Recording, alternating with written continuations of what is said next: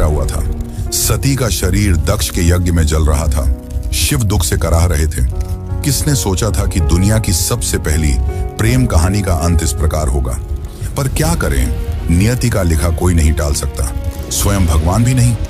लेकिन यह अंत नहीं था, यह शुरुआत थी। शुरुआत थी एक अजर अमर प्रेम कहानी की, जो सदियों तक याद की जाने वाली थी। यह शुरुआत थी शिव और पार्वती की, उनके प्रेम कहानी की, एक नए युग की। तो चलिए आज की इस कथा में जानते हैं कि क्या हुआ सती की मृत्यु के बाद और कैसे मिले शिव और पार्वती। आखिर क्यों सती के बाद शिव ने पार्वती को स्वीकार किया। यह प्रेम कहानी उतनी सरल नहीं है जितनी लगती है। यह मार्ग कठिनाइयों से भरा हुआ है, और अगर आप शिव और पार्वती के मिलन के हर पहलू को समझना चाहते हैं तो इस वीडियो को अंत तक जरूर देखें। सती की मृत्यु के बाद शिव सती के शरीर को उठाकर अपने विरह में पूरे ब्रह्मांड में भटक रहे थे, जिससे पृथ्वी का संतुलन बिगड़ने लगा। तब विष्णु ने अपने सुदर्शन चक्र से सती के शरीर के टुकड़े कर दिए, जिसके बाद शिव शांत हुए और कैलाश पर्वत पर ध्यान में चले गए। शिव सती की मृत्यु का दुख सहन न कर सके और एकांत में वास करने लगे। सब कुछ शांत हो गया था, लेकिन इन सब के बीच असुरों की दुनिया में एक नई शक्ति जन्म ले रही थी, जिसका नाम था ताड़कासुर। वह शिव की अनुपस्थिति में बढ़ती हुई अराजकता का प्रतीक था।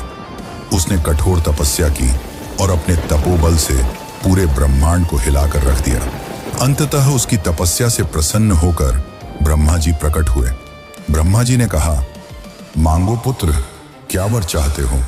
तब ताड़कासुर ने कहा, हे ब्रह्मदेव, मुझे ऐसा वरदान दीजिए कि मेरी मृत्यु केवल शिव जी के पुत्र के हाथों ही हो।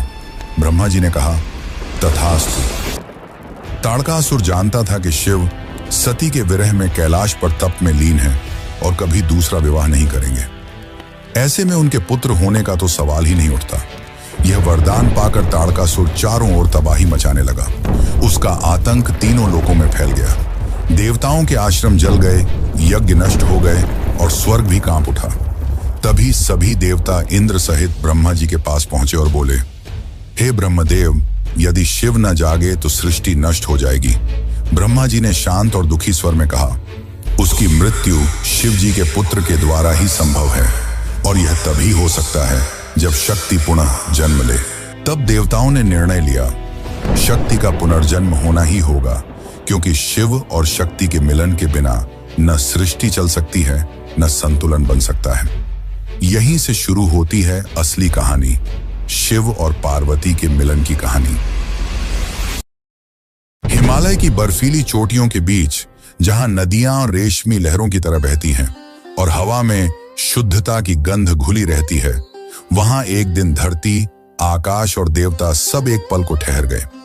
राजा हिमवान और रानी मैना के घर एक दिव्य कन्या का जन्म हुआ। जब कन्या ने पहली बार आंखें खोली तो पूरा महल दिव्य आभा से भर गया। उनकी मुस्कान में करुणा थी और उनकी आंखों में अनंत ब्रह्मांड की गहराई, मानो स्वयं शक्ति स्वरूप हो। उस कन्या का नाम रखा गया पार्वती। समय के साथ वह कन्या बड़ी होने लगी। उसे बचपन से ही प्रकृति से गहरा लगाव था, फूलों से, जल से, पशु पक्षियों से और उस नीलकंठ देव से, जिनकी कहानियां अक्सर साधु संत गुनगुनाते थे। महादेव का वर्णन करता तब छोटी पार्वती की आंखें चमक उठती। उन्हें न जाने क्यों शिव की हर बात पर अपनापन महसूस होता था, जैसे आत्मा किसी अधूरे गीत को याद कर रही हो। वह घंटों तक हिमालय की गुफाओं में जाकर ध्यान मग्न हो जाती। कभी मिट्टी से शिवलिंग बनाती तो कभी फूलों से उनका श्रृंगार करती। उनके हृदय में बिना किसी सिखाए शिव के प्रति एक अटूट भक्ति जाग चुकी थी। जब पार्वती केवल 4 वर्ष की थी, तब महान नारद मुनि उनके परिवार से मिलने आए। अपनी प्यारी बेटी का भविष्य जानने के लिए उत्सुक हिमावन ने नारद मुनि से पार्वती की हथेली पढ़ने और यह बताने का अनुरोध किया कि नियति ने उसके लिए क्या रखा है। नारद ने जो खुलासा किया वह विस्मयकारी और परेशान करने वाला दोनों था। उन्होंने भविष्यवाणी की थी कि पार्वती एक आदर्श महिला बनेंगी, लोगों द्वारा पूजी जाएंगी तथा अनुग्रह और सद्गुण के प्रतीक के रूप में पूजी जाएंगी। हालांकि एक अशुभ भविष्यवाणी थी जिसने हिमावन को बहुत परेशान कर दिया। पार्वती का भावी पति कोई ऐसा व्यक्ति होगा जो परित्यक्त स्थानों पर रहता होगा, अजीब आभूषणों और चिथड़ों में लिपटा होगा। वह शाही कपड़ों से सुशोभित नहीं होगा और उसकी उपस्थिति ही दुनिया के लिए पहचानने योग्य नहीं होगी। यह सुनकर रानी मैना का चेहरा फीका पड़ गया। क्या मेरी बेटी उस त्यागी से विवाह करेगी? नारद मुस्कुराए, माता, आप उन्हें त्यागी कहती हैं, पर वे ही सृष्टि के अधिपति हैं। यह मिलन केवल विवाह नहीं होगा, यह ब्रह्मांड के संतुलन का पुनर्जन्म होगा। उस दिन से पार्वती के जीवन का लक्ष्य स्पष्ट हो गया। वह जानती थी कि उनका जन्म ही शिव को पाने के लिए हुआ है। न बाल्यावस्था की इच्छाएं, न राजसी सुख, बस एक संकल्प था उनके मन में कि वह उस एक आत्मा को फिर से पाएंगी जिससे उनका संबंध जन्मों से जुड़ा है। समय बीतता गया और छोटी पार्वती अब युवावस्था में प्रवेश कर चुकी थी। उनके चेहरे पर वही शांत आभा थी जो सती के समय थी, वही निश्चल दृष्टि, वही करुणा और वही अनकहा विरह। बचपन से ही उन्होंने अपने हृदय में शिव को महसूस किया था, पर अब वह भावना एक दृढ़ संकल्प बन चुकी थी। जब उन्होंने नारद मुनि की भविष्यवाणी सुनी कि उनका भाग्य स्वयं महादेव से जुड़ा है, तो उन्होंने तय कर लिया कि यदि उनका जीवन किसी उद्देश्य के लिए बना है तो वह केवल शिव की प्राप्ति है। एक दिन पार्वती ने अपने पिता हिमवान से कहा, पिताश्री, मुझे अब राजमहल में नहीं रहना, मुझे उस मार्ग पर चलना है जहां से मैं अपने प्रभु को पा सकूं। हिमवान ने आश्चर्य से पूछा, बेटी, क्या तू उस मार्ग की कठिनाइयों को जानती है? वह मार्ग फूलों से नहीं, अग्नि से भरा है। पार्वती मुस्कुराई और बोली, पिताश्री, प्रेम जब सच्चा हो तो अग्नि भी दीपक बन जाती। और इसी दृढ़ निश्चय के साथ पार्वती ने अपना महल, वैभव और परिवार सब त्याग दिया। वह हिमालय की शीतल हवाओं को पीछे छोड़कर दक्षिण दिशा की ओर चल पड़ी, जहां साधु संतों ने उसे बताया था कि श्रृंगी तीर्थ वह स्थान है जहां तप करने से देवता भी प्रकट होते हैं। पर्वतों के बीच बर्फीली घाटियों में पार्वती ने अपना छोटा सा आश्रम बनाया। वहां न कोई सुख सुविधा थी, न कोई राजसी जीवन, बस नदियों की ध्वनि और उनके झप की गूंज। शुरुआत में उन्होंने फल और जल से अपना जीवन चलाया, पर धीरे धीरे उन्होंने हर भौतिक आवश्यकता का त्याग करना प्रारंभ किया। अब वे केवल पत्तों पर निर्भर रहने लगी। दिन के समय वे खुले आकाश के नीचे बैठकर ध्यान करती और रात को पत्थर पर लेटकर शिव का स्मरण करती। उनकी साधना इतनी गहरी थी कि उनके शरीर से प्रकाश निकलने लगा था। ऋषि मुनि जो उन्हें देखने आते कहते कि उनकी तपस्या किसी साधारण मानव की नहीं हो सकती। वर्ष बीतते गए, अब उनका जीवन केवल प्राणवायु पर निर्भर था।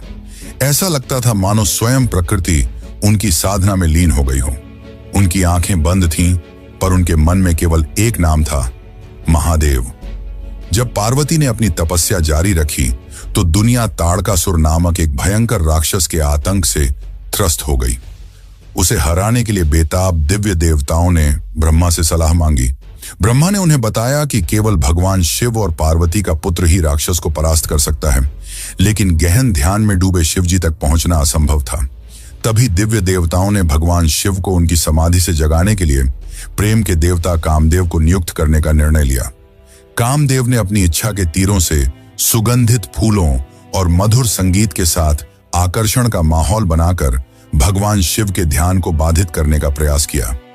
अपने सर्वोत्तम प्रयासों के बावजूद शिवजी अप्रभावित रहे तथा गहन ध्यान की अवस्था में लीन रहे। निराश होकर कामदेव ने शिवजी पर सीधे तीर चलाने का चरम कदम उठाया, जिससे वह अपनी समाधि से जाग गए। कई वर्षों में पहली बार भगवान शिव ने अपनी आंखें खोली और जैसे ही उन्हें घुसपैठ का एहसास हुआ, उन्होंने उग्र ऊर्जा की चमक में अपनी तीसरी आंख खोली और कामदेव को नष्ट कर दिया। उसी क्षण कामदेव की पत्नी रति भगवान शिव के चरणों में गिर पड़ी और अपने पति के जीवन की भीख मांगने लगी। शिवजी हालांकि कठोर थे, नरम पड़ गए और कामदेव को एक वरदान दिया, वह जीवित रहेंगे लेकिन बिना शरीर के। तब से कामदेव निराकार अस्तित्व में हैं। इन सब के बाद ब्रह्मा, विष्णु और सभी देव कैलाश पहुंचे। ब्रह्मा ने शिवजी से शांत स्वर में कहा, हे महादेव, शक्ति फिर से जन्म ले चुकी है। वही शक्ति जो आपको समर्पित है, वह तप में लीन है और उसका संकल्प पूरे ब्रह्मांड को जला सकता है। केवल आपका स्नेह ही उसकी अग्नि को शांति दे सकता है। शिव ने कुछ पल मौन रहकर उत्तर नहीं दिया, पर उनके भीतर कुछ हिल चुका था। हजारों वर्षों की समाधि में पहली बार उन्होंने अपने हृदय में उस कंपन को महसूस किया, वही जो कभी सती के नाम से गूंजता था। अब समय आ गया था शिव और पार्वती के मिलन का, पर यह इतना भी आसान नहीं था। अब पार्वती को अपना प्रेम साबित करना था। तो चलिए अब जानते हैं कि क्या हुआ जब शिवजी उनके सामने गए और कुछ ऐसा पूछा जिसने पार्वती को भी चकित कर दिया। लेकिन उससे पहले अगर आपको वीडियो अच्छी लग रही है तो इसे लाइक करके कमेंट में हर हर महादेव जरूर लिखें। श्रृंगी तीर्थ की गहरी घाटियों में जहां पार्वती अब भी तप में लीन थी, शिव अब जाग चुके थे। पर क्या वे पार्वती को तुरंत स्वीकार करेंगे? क्योंकि सती के जाने के बाद शिवजी दोबारा विवाह नहीं करना चाहते थे, परंतु देवताओं की विनती पर वो एक बार के लिए सोच में पड़ गए और उन्होंने पार्वती की परीक्षा लेने की सोची। वो एक साधु के रूप में पार्वती के सामने पधारे। पार्वती ध्यान में लीन थी, तभी उनके सामने वह साधु पधारे और कहा, मां, कुछ भिक्षा मिलेगी? पार्वती ने अपनी आंखें खोली और करुणा भरी स्वर में कहा, मुनिवर, जो भी मेरे पास है वह आपका ही है। साधु ने मुस्कुराते हुए कहा, सुना है तुम तप कर रही हो किसी औघड़ योगी के लिए। पार्वती ने शांत स्वर में उत्तर दिया, हाँ, वही मेरे आराध्य हैं, वही मेरे जीवन का उद्देश्य। साधु हंस पड़े और कहा, अरे कन्या, तुम इतनी सुंदर, इतनी शालीन और उस योगी के लिए तप कर रही हो जो श्मशान में रहता है, जो भस्म रमाता है, जो सांपों को गले में डालता है, जो धन, वैभव और सुख से दूर भागता है। वह तुम्हारे योग्य नहीं। तुम किसी राजकुमार के योग्य हो, किसी देव के योग्य हो, न कि उस त्यागी के। क्षण भर को वायु थम गई। पार्वती की आंखें बंद थीं, पर चेहरा दृढ़ हो गया। उन्होंने धीरे से उत्तर दिया, मुनिवर, आप उस औघड़ को नहीं जाना। वही मृत्यु से परे है, वही सृष्टि का आरंभ है। वह भस्म रमाता है क्योंकि वह अहंकार को जलाकर शुद्ध करता है। वह श्मशान में रहता है क्योंकि उसे जीवन और मृत्यु का भय नहीं। वही योगी, वही त्यागी मेरा सर्वस्व है। संसार उसे त्यागा हुआ कहता है, पर मैं उसे सृष्टि का धड़कता हृदय मानती हूं। मुनिवर हंस पड़े और कहा कि अगर उसने तुम्हें स्वीकार नहीं किया तो? पार्वती की आंखों से करुणा बह निकली, पर स्वर पहले से भी स्थिर था और पार्वती ने शांत स्वर में कहा कि प्रेम में स्वीकृति या अस्वीकृति नहीं होती, केवल समर्पण होता है। मैं उन्हें पाने के लिए नहीं, उन्हें महसूस करने के लिए जन्मी हूं। यदि मेरा प्रेम सच्चा है तो उन्हें जागना ही होगा, क्योंकि शिव भी बिना शक्ति के अधूरे हैं। साधु उनकी यह बातें सुनकर मौन रह गया और उन्हें एहसास हुआ कि यही सती का पुनर्जन्म है। जिसके बाद वे अपने असली रूप में आए और मुस्कुराते हुए कहा, देवी, तुम्हारा प्रेम और भक्ति असली है। तुमने मुझे पाने की नहीं, समझने की साधना की है। मैं तुम्हें अपनी अर्धांगिनी के रूप में स्वीकार करता हूं। पार्वती की आंखों में आंसू थे और चेहरे पर मुस्कान। उन्होंने हाथ जोड़कर शिवजी को प्रणाम किया। हजारों सालों बाद आज फिर वह पल आया था जब ब्रह्मांड शिव के प्रेम का साक्षी बन रहा था। लेकिन अब भी इस कहानी का आखिरी पड़ाव बाकी है और वो है शिव और पार्वती का विवाह। श्रृंगी तीर्थ की वह कथा अब पूरे ब्रह्मांड में फैल चुकी थी। हर लोक में यह चर्चा थी कि हिमवान की पुत्री पार्वती ने अपने तप से स्वयं महादेव को प्रसन्न कर लिया है। देवता प्रसन्न थे और दिशाएं भी गूंज उठी थीं कि शक्ति फिर से शिव के पास लौट आई है। जब यह समाचार हिमालय पहुंचा तो वहां उत्सव जैसा माहौल था, पर इस आनंद के बीच एक चेहरा चिंतित था, राजा हिमावन का। रानी मैना बोली, स्वामी, हमारी बेटी को वह प्राप्त हुआ जिसे पाने के लिए वह कई वर्षों से तप कर रही थी, तो अब तो सब कुछ शुभ ही होगा। हिमावन ने गहरी सांस ली। उनकी आंखों में चिंता थी। मैना, मैं प्रसन्न हूं, पर मन में एक भय भी है। जिस महादेव को सृष्टि विनाशक कहती है, जो भस्म रमाते हैं, जो श्मशान में रहते हैं, क्या वे हमारी कोमल कन्या के योग्य होंगे? क्या वह गृहस्थ जीवन निभा पाएंगे? हवा में मौन छा गया। हिमालय की बर्फीली चोटियां भी मानो उनकी चिंता को सुन रही थीं। वे पिता थे और पिता का हृदय प्रेम से भरा होता है, पर उसमें डर भी होता है। उसी समय महल में एक तेजस्वी ऋषि का आगमन हुआ, ऋषि वशिष्ठ। उनके साथ कुछ देवगण भी थे। ब्रह्मा, विष्णु और कुबेर, पूरा महल उनकी आभा से आलोकित हो उठा। हिमावन ने चरणों में प्रणाम किया। स्वागत है महर्षि, किस कारण आप पधारे हैं? वशिष्ठ ने मुस्कुराते हुए कहा, राजन, हमें पता चला है कि आप अपनी पुत्री के विवाह को लेकर चिंतित हैं, पर जान लीजिए, यह कोई सामान्य विवाह नहीं, यह ब्रह्मांडीय संयोग है। यह मिलन केवल दो आत्माओं का नहीं, बल्कि सृष्टि के दो मूल तत्वों का संगम है, शिव और शक्ति का पुनर्मिलन। हिमावन ने धीमे स्वर में कहा, महर्षि, मैं जानता हूं कि महादेव सृष्टि के स्वामी हैं, पर उनका जीवन तपस्या में बीतता है। क्या ऐसी विरक्ति मेरी पुत्री के लिए उपयुक्त होंगे? ब्रह्मा ने आगे बढ़कर कहा, राजन, शिव का त्याग ही उनकी महिमा है। जो सब कुछ छोड़कर भी सबका रक्षक है, वही सच्चा स्वामी है। वह भस्म नहीं रमाते, वह मोह को जलाते हैं। वे श्मशान में नहीं रहते, वे मृत्यु पर विजय का प्रतीक हैं। तुम अपनी चिंता छोड़ो, क्योंकि यह विवाह स्वयं नियति ने लिखा है। विष्णु ने मुस्कुराते हुए कहा, राजा हिमावन, याद रखो, जब शिव और शक्ति एक होते हैं तभी ब्रह्मांड संतुलित होता है। उनके मिलन से ही तारकासुर का अंत संभव होगा और सृष्टि पुनः अपने मार्ग पर लौटेगी। कुबेर ने आगे कहा, और यदि तुम्हें चिंता है कि तुम्हारी पुत्री किसी निर्धन से विवाह कर रही है, तो जान लो, शिव ही मेरे स्वामी हैं, जिनके नाम से संपत्ति का अर्थ भी पवित्र हो जाता है। वे त्याग में भी संपूर्ण हैं और तप में भी राजसी। जब वे चाहें तो समस्त ब्रह्मांड उनके चरणों में रख सकता हूं। राजा हिमावन मौन खड़े रहे। उनकी आंखों में अब भय नहीं, श्रद्धा थी। उन्होंने धीरे से कहा, तो यह निश्चय है, यह विवाह केवल मेरी पुत्री का नहीं, सृष्टि की स्थिरता का है। वशिष्ठ ने सिर झुकाकर कहा, बिल्कुल, और इस विवाह का शुभ मुहूर्त भी तय हो चुका है।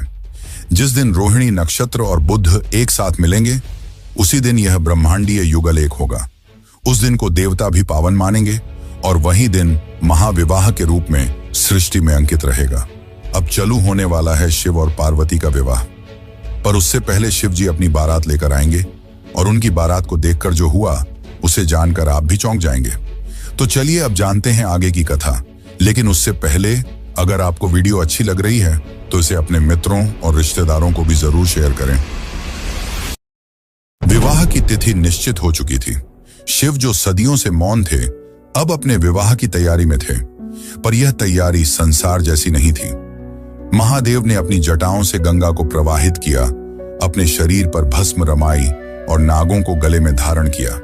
उनके माथे पर त्रिपुंड भभूति चमक रही थी। यह कोई राजसी दूल्हा नहीं, एक औघड़ योगी थे, जिनके लिए वैभव का कोई अर्थ नहीं, परंतु उनकी बारात, वह तो पूरे ब्रह्मांड की सबसे अनोखी बारात बनने वाली थी। चारों दिशाओं से विचित्र प्राणी आने लगे। कोई भूत था, कोई प्रेत, कोई योगी, कोई सिद्ध, कोई नग्न था, कोई राख से ढका, कोई डमरू बजा रहा था तो कोई चिल्ला रहा था, हर हर महादेव। गंधर्वों के गीतों में अघोरियों के नृत्य घुल गए थे। शंख, डमरू, मृदंग और तांडव की ध्वनियां मिलकर एक अकल्पनीय लय बना रही थी। स्वयं विष्णु और ब्रह्मा बारात में सम्मिलित हुए।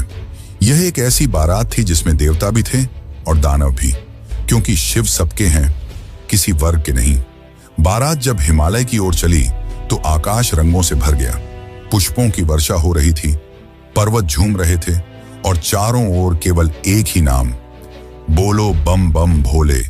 लेकिन जैसे ही यह अनोखी बारात हिमावन के महल के समीप पहुंची, वहां का दृश्य कुछ और था। महल में मंगल गीत गूंज रहे थे, स्त्रियां आरती की थाल सजाए खड़ी थीं, पर जब उन्होंने शिव की बारात देखी, उनके चेहरों से रंग उड़ गए। भस्म रमाए भूत, कंकालों की माला पहने प्रेत और विचित्र रूपों वाले योगी, यह दृश्य भयावह था। मेना देवी का चेहरा पीला पड़ गया। उन्होंने घबराकर कहा, स्वामी हिमावन, यह कैसी बारात है? क्या यही वह वर है जिसके लिए हमारी पुत्री ने तप किया? रानी मेना की आंखों में भय था। उन्हें लगा यह कोई विवाह नहीं, कोई प्रलय आने वाला है। वह कांपते स्वर में बोली, मैं अपनी बेटी को ऐसे वर के हाथों नहीं सौंप सकती। ये तो देव नहीं, मृत्यु का रूप है। पार्वती शांत थी, उनके चेहरे पर एक गहरी मुस्कान थी। वे आगे बढ़ी और अपनी मां के हाथ पकड़ते हुए बोली, माता, आप उन्हें उनके रूप से मत आंकिए। भस्म उनकी साधना है, श्मशान उनका ध्यान स्थल। वह किसी को डराने नहीं आए, वह स्वयं मृत्यु को भी जीवन देना जानते हैं। यही मेरे प्रभु हैं, सरल परंतु अनंत। उनकी वाणी में ऐसी शांति थी कि मेना के मन का भय पिघलने लगा। तभी पार्वती ने धीरे से कैलाश की दिशा में देखा और विनम्रता से कहा, प्रभु, आपकी बारात तो दिव्यता से भरी है, परंतु मेरी माता का हृदय भय से कांप रहा है। क्या आप अपने उस रूप में आ सकते हैं जिसे संसार देख सके? शिव ने मुस्कुराकर अपनी आंखें बंद की। एक पल के मौन के बाद जब उन्होंने उन्हें खोला तो समूचा वातावरण बदल गया। राख झरने लगी, नाग झुक गए और भूत प्रेतों का हाहाकार एक मधुर स्वर में बदल गया। अब वहां खड़े थे सुंदर मूर्ति महादेव, गले में पुष्पमालाएं, माथे पर चंद्र की कोमल ज्योति, तन पर रेशमी वस्त्र और मुस्कान में शांति का सागर। उनके दिव्य रूप को देखकर सब लोग विस्मित रह गए। रानी मैना की आंखों में आंसू थे, भय के नहीं, श्रद्धा के। उन्होंने हाथ जोड़ लिए। प्रभु, अब मैं समझी, यही ब्रह्मांड के स्वामी हैं, यही मेरी पुत्री के योग्य हैं। शिव ने स्नेह भरी दृष्टि से पार्वती की ओर देखा और कहा, देवी, तुम्हारे प्रेम ने मेरे अघोर को भी सुंदर बना दिया। देवगण, सिद्ध, योगी, गंधर्व सब एक साथ एक ही स्थान पर एकत्र हुए। स्वर्ग, पृथ्वी और पाताल तीनों लोग उस क्षण एक हो गए थे। कोई शत्रु नहीं, कोई भय नहीं। राजा हिमावन ने विशाल सभा सजवाई थी। सुवर्ण कलशों में गंगा जल भरा गया। वेदों के मंत्रों की ध्वनि पूरे वातावरण में गूंज रही थी। स्वयं ब्रह्मा ने आचार्य बनकर विवाह का विधान आरंभ किया। उनका स्वर गंभीर परंतु मधुर था। ओम पार्वत्यै शिवाय नमः। विष्णु ने आगे बढ़कर कन्यादान किया। यह कोई साधारण क्षण नहीं था। स्वयं सृष्टि का पालक अपनी ही ऊर्जा का दान कर रहा था सृष्टि के संहारक को, ताकि सृजन, पालन और संहार का संतुलन फिर से स्थिर हो सके। विष्णु ने कहा, हे प्रभु, आज मैं आपको वह प्रदान करता हूं जो इस ब्रह्मांड की आत्मा है। पार्वती केवल मेरी बहन नहीं, बल्कि वह शक्ति है जिसके बिना सृष्टि अधूरी है। उन्हें स्नेह दो, क्योंकि यही प्रेम ब्रह्मांड को जीवित रखता है। शिव ने दोनों हाथ जोड़कर उत्तर दिया, नारायण, मैं वचन देता हूं कि जिस शक्ति ने मुझे जागृत किया उसे मैं अपने अस्तित्व का आधा भाग बनाऊंगा। ब्रह्मा ने अंतिम मंत्रोच्चारण किया और उसी के साथ यह भव्य विवाह संपन्न हुआ। जैसे ही विवाह संपन्न हुआ, सभी भूत, प्रेत, देवता, ऋषि, राक्षस सबने एक साथ जयघोष किया, हर हर महादेव। उस क्षण ब्रह्मांड स्थिर हो गया। समय मानो एक पल के लिए रुक गया था, क्योंकि शिव और शक्ति अब एक थे। इस एकत्व ने सृष्टि को नया संतुलन दिया। वही ऊर्जा जो पहले विरह में विकृत हो रही थी, अब प्रेम में परिवर्तित हो गई थी। देवताओं ने ब्रह्मा से पूछा, प्रभु, अब क्या होगा? ब्रह्मा मुस्कुराए, अब ब्रह्मांड फिर से अपना मार्ग पाएगा। इस दिव्य मिलन से जो शक्ति उत्पन्न होगी, वही एक दिन तारकासुर का अंत करेगी। वही बालक जो इन दोनों की ऊर्जा से जन्मेगा, देवताओं का रक्षक बनेगा, कार्तिकेय। लेकिन यह अंत नहीं था। शिव और पार्वती के विवाह के बाद दोनों शांति और प्रेम से थी और प्रेम कैलाश में वास करने लगे। पर अब भी पार्वती के मन में कुछ ऐसे प्रश्न थे जिनके उत्तर वह जानना चाहती थी। उस समय पार्वती ने जो शिव से पूछा, वह प्रश्न केवल प्रश्न नहीं थे, बल्कि आज के समय के लिए बताई गई बातें थीं। तो चलिए अब जानते हैं शिव और पार्वती के बीच हुए उन संवादों को, जिन्हें हर हिंदू को जरूर जानना चाहिए। शिव और पार्वती का दिव्य विवाह संपन्न हो चुका था। हिमालय के शिखर अब मौन थे, मानो स्वयं प्रकृति ध्यान में चली गई हो। विवाह के उत्सव के बाद जब सब लोग अपनी अपनी दिशा लौट गए, तब कैलाश पर्वत फिर से शांत हो गया। वही श्वेत बर्फ, वही ठंडी हवाएं, पर अब उसमें एक नई आभा थी, क्योंकि अब उस पर्वत पर विराजमान थे शिव और शक्ति एक साथ, सृष्टि के दो शाश्वत पक्ष जो अब एक दूसरे में विलीन हो चुके थे। रात्रि का समय था। चंद्रमा अपनी कोमल रोशनी से कैलाश की चोटियों को नहला रहा था। पार्वती शिव के समीप बैठी थी। कुछ क्षण मौन रहा, वह मौन जो शब्दों से भी गहरा था। फिर पार्वती ने धीरे से पूछा, प्रभु, यह सब जो हुआ, मेरा जन्म, मेरी तपस्या, हमारा मिलन, क्या यह सब नियति थी या आपने ही इसे रचा? शिव मुस्कुराए। उनकी आंखों में वह करुणा थी जो केवल सृष्टिकर्ता में होती है। उन्होंने कहा, देवी, सृष्टि में कुछ भी आकस्मिक नहीं होता। जो बीज ब्रह्मांड में बोया जाता है वह समय आने पर फलता ही है। सती का देह त्याग, तुम्हारा पुनर्जन्म, तुम्हारी तपस्या, यह सब पूर्व नियोजित था। ये मेरी नहीं, हमारी लीला थी। क्योंकि शक्ति के बिना शिव निस्तेज हैं और शिव के बिना शक्ति दिशाहीन। पार्वती ने विस्मय से देखा, तो क्या यह सब ब्रह्मांड की योजना थी? शिव बोले, हाँ, क्योंकि सृष्टि का चक्र तभी चलता है जब प्रेम और ज्ञान साथ हो। तुम प्रेम की ज्योति हो और मैं ज्ञान का शून्य। जब प्रेम ज्ञान से मिलता है तभी सृष्टि उत्पन्न होती है। यही रहस्य ब्रह्मांड का हृदय है। वह उठे और आकाश की ओर देखते हुए बोले, देखो देवी, ये तारे, ये ग्रह, ये तत्व सब एक ही ऊर्जा से बने हैं जो शक्ति है, पर उन्हें संचालित करने वाला जो मौन है वह शिव है। दोनों के बिना कोई अस्तित्व नहीं। जो इसे समझ लेता है वही मुक्त होता है। पार्वती ने विनम्रता से कहा, प्रभु, तो क्या यही कारण है कि आप मृत्यु में निवास करते हैं और मैं जीवन में? शिव ने धीरे से मुस्कुराते हुए उत्तर दिया, हाँ, क्योंकि मृत्यु और जीवन दो नहीं हैं, एक ही सत्य के दो रूप हैं। एक अंत का अनुभव करता है, दूसरा आरंभ का। और जब यह समझ आ जाती है कि दोनों एक ही हैं, तभी मोक्ष होता है। शिव ने पार्वती की ओर देखा और कहा, देवी, यही ज्ञान एक दिन मनुष्यों को मिलेगा। जब मन की लहरें शांत होंगी तब आत्मा यह सत्य देखेगी कि बाहर कुछ नहीं, सब भीतर ही है। यही विज्ञान भैरव तंत्र का बीज है जो एक दिन संसार को बताएगा कि ध्यान, प्रेम और शून्यता सब एक ही द्वार की ओर ले जाते हैं। पार्वती की आंखों में आंसू थे, पर वे आंसू आनंद के थे। उन्होंने कहा, प्रभु, मैं चाहती हूं कि यह ज्ञान केवल देवताओं तक सीमित न रहे, यह हर जीव तक पहुंचे, ताकि मनुष्य जान सके कि प्रेम ही परम सत्य है। शिव ने उत्तर दिया, और वही होगा देवी।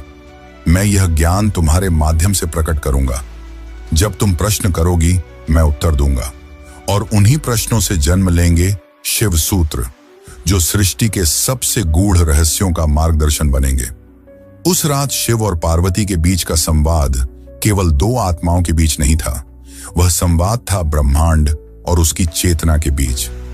वह रात्रि कभी समाप्त नहीं हुई, क्योंकि उसके शब्द आज भी गूंजते हैं, मंदिरों के घंटों में, ऋषियों की ध्यानस्थता में, और हर उस हृदय में जो सच्चे प्रेम और ज्ञान की खोज में है। और तभी आकाश में एक आहट हुई। मंद स्वर में वही मंत्र गूंजा जो ब्रह्मांड का शाश्वत सत्य है, शिवोहम शक्ति रश्मि। मैं ही शिव हूं और मैं ही शक्ति हूं।